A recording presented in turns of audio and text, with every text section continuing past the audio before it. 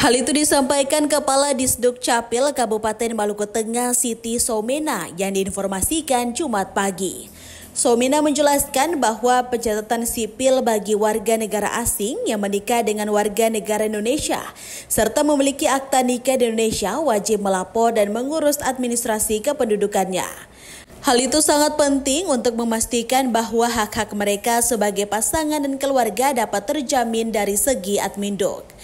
Selain itu, pencatatan sipil juga dapat membantu kepengurusan proses administrasi kependudukan warga negara asing yang dibutuhkan jika WNA tersebut menetap dalam kurun waktu yang cukup lama di Indonesia.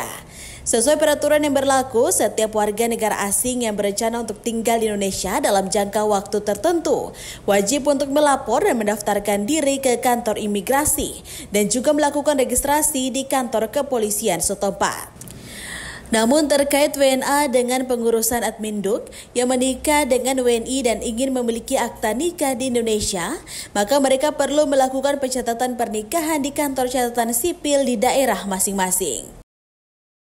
Ada petugas kita yang sudah ke tempat yang merupakan fokus temuan, lokus yang temukan ada warga negara asing, tapi dia tidak melaporkan dirinya ke pemerintah daerah lewat dinas kependudukan. Nah itu pada saat itu langsung dikasih masukan jadi ketong sudah menyurat ke raja-raja, tidak semua raja ya, ketong sudah kasih tahu raja-raja yang ketong temui dia punya negeri itu pernah didatangi oleh warga negara asing.